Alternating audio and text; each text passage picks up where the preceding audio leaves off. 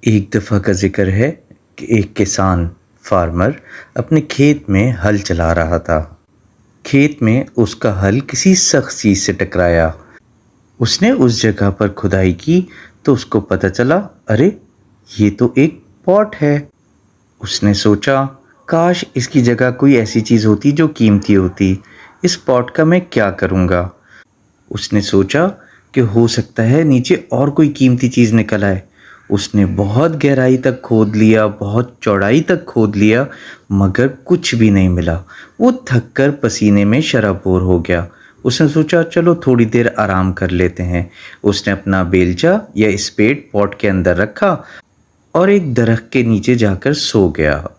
جب شام کو اس کی آنکھ کھلی تو اس نے سوچا چلو یہ پاٹ ہی لے کر گھر چلتا ہوں۔ وہ جیسے ہی پاٹ کے قریب گیا، اس نے دیکھا، ارے یہ کیا؟ اس کا ایک بیلچہ یا اسپیڈ کئی 100 بیلچوں میں بدل چکا تھا اور وہ پاٹ بیلچوں سے بھرا ہوا تھا۔ وہ بہت حیران ہوا۔ اس نے کہا، ارے یہ تو میجیکل پاٹ ہے، تو کیوں نہ اس کو آزمایا جائے۔ اس کی جیب میں ایک سیب پڑا تھا۔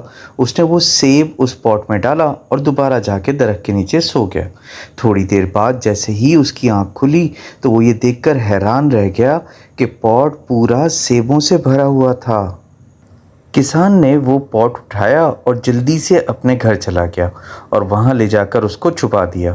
اب اس نے وہ سارے سیب جمع کیے اور اس کو بازار لے کر گیا اور بہت سارے پیسوں میں بیچ دیا۔ ان پیسوں سے اس نے فروٹ خریدے اور گھر واپس آ گیا۔ اب اس نے وہ پاٹ باہر نکالا اور اس میں ایک ایک فروٹ رکھتا گیا اور وہ فروٹ کئی فروٹوں میں بدلتے گئے۔ اس طرح اس کے پاس بہت سارے پھل ہو گئے۔ اس نے وہ سارے فروٹ لیے اور لے جا کر پھر بیچ دیے اور وہاں سے بہت ساری گندم، چاول اور گھر کے کھانے کی چیزیں لے کر آ گیا۔ اس نے وہ بھی پاٹ میں ڈالی اور اس کے گھر میں بہت سارا کھانا جمع ہو گیا۔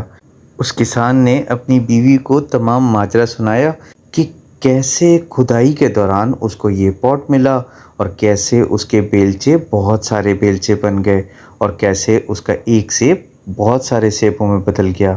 بیوی نے کہا، یہ تو بہت اچھی چیز ہے، ہم اس سے امیر ہو جائیں گے، مگر ہمیں کسی کو اس کے بارے میں بتانا نہیں چاہیے۔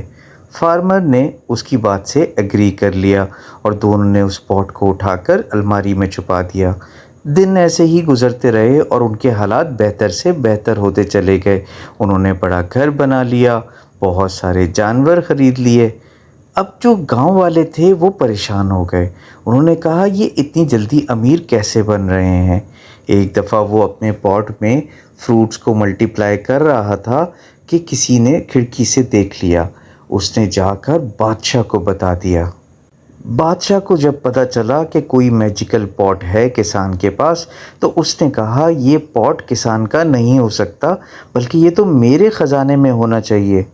اس نے اپنے سپاہیوں کو حکم دیا کہ جاؤ اور کسان سے وہ پاٹ چھین کر لے آؤ۔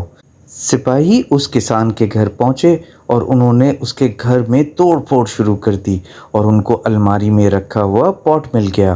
وہ لے کر جیسے ہی بادشاہ کے پاس آئے، بادشاہ خوشی سے جھومنے لگا اور کہنے لگا، میرے پاس لے کر آؤ اس پاٹ کو، میں دیکھتا ہوں کہ اس کے اندر ایسی کون سی چیز ہے جو چیزوں کو ملٹی پلائی کر دیتی ہے۔ اس نے جیسے ہی اندر جھانکا، اس کا بیلنس آؤٹ ہو گیا اور وہ خود پاٹ کے اندر گر گیا۔ اس کے سر پر چوٹ لگی اور وہ تھوڑی دیر کے لیے بے ہوش ہو گیا۔ جیسے ہی اس کی آنکھ کھلی اور اس نے پاٹ سے سر باہر نکالا تو وہ دیکھ کر حیران رہ گیا کہ اس جیسے بہت سارے بادشاہ اس کے محل میں کھڑے تھے اور آپس میں تلواروں سے لڑ رہے تھے۔ بادشاہ کے کلونز نے ایک دوسرے کو قتل کر دیا اور وہاں پر کوئی بادشاہ نہیں رہا۔ یہ خبر جلد ہی فارمر یا کسان کے پاس پہنچ گئی۔ کسان کی بیوی نے کہا، چلو ہم چل کے اپنا پاٹ واپس لاتے ہیں۔